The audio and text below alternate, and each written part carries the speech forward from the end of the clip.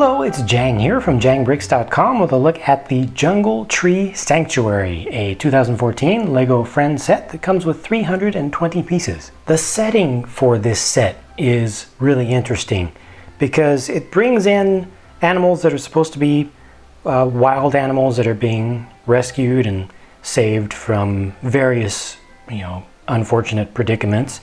And it brings them into this place that it's all built around a tree, but it's out in the wild itself. This is actually out in the jungle, so it's a very natural setting, even though it's really run by a human in this case. It's not bringing nature back to the city, it's going out into nature. Mia and 3 animals are featured in this set. Left to right, you've got a bird, which is supposed to be a parrot, and then a lion cub with the tan color for the large cat mold. Then you've got on the other side of Mia a small little turtle, and the ape is an orangutan. I'm not completely convinced that all of these animals would be living together and sharing a similar space, but fortunately this is for imaginative play. Now let's look at the animals in their designated small little environments, starting down here at the bottom where you've got a nice clean water pool for the turtle, and there's a little bucket with some veggies that you can bring to feed to it. The lion cub has a little pen area at the end of a nice little stony path, and it's got a feeding trough back there in the back. You can see there's a bone in there, and there's also a chicken wing or some other piece of poultry there. Got some nice little foliage down on the bottom. Lots of greenery all around this thing, not just kind of the wood of the tree trunk. So it really gives it a proper jungle feel with the mushroom growing here and different things sprouting up, just different types of foliage. Nice little use of stickers here on the sides with the butterflies.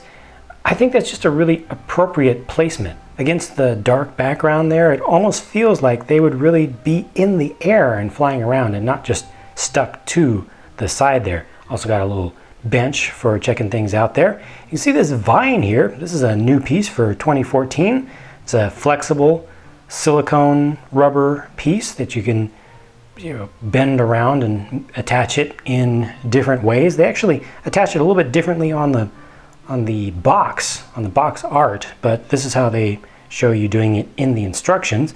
Got more foliage here with the leaf, and then that's an interesting thing over here. That's a bucket with what's supposed to be water in it. That's supposed to be a bath for the orangutan. We'll see how that works in a second, but first a ladder going up here, and that takes you to the birdhouse where the parrot is sitting. Got a little small bucket for that. Also has a small sticker on the side. Nice little rescue stickers on the sides of the roof there. And there's a little cookie that you can place in there. I'm assuming it would be a high fiber, high protein cookie, especially made for birds, this particular type of bird, to give them nutrients that they need.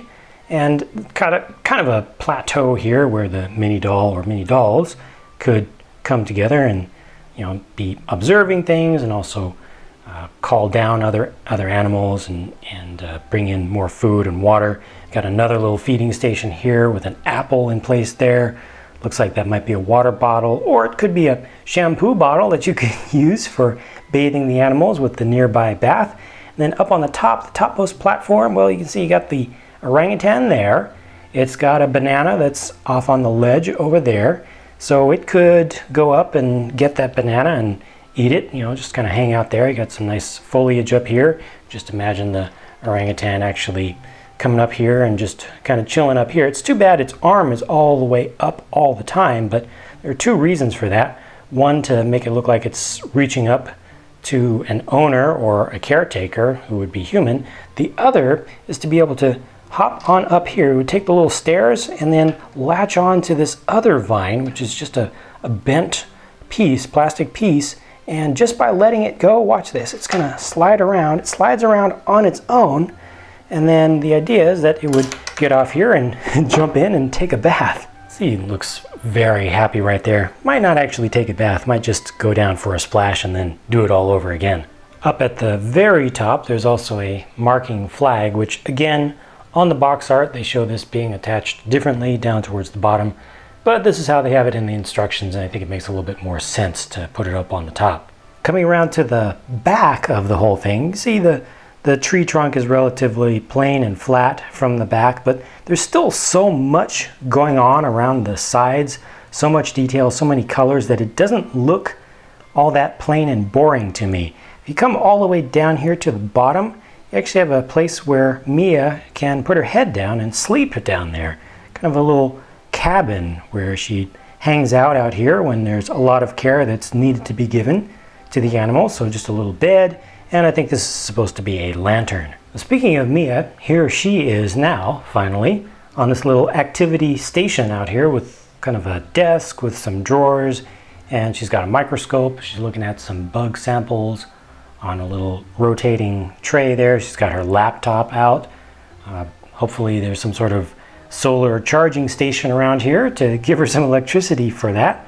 And she's got a bag she can carry around. She's got a regular single lens reflex camera with a nice long lens for observing things up in the trees and from a distance.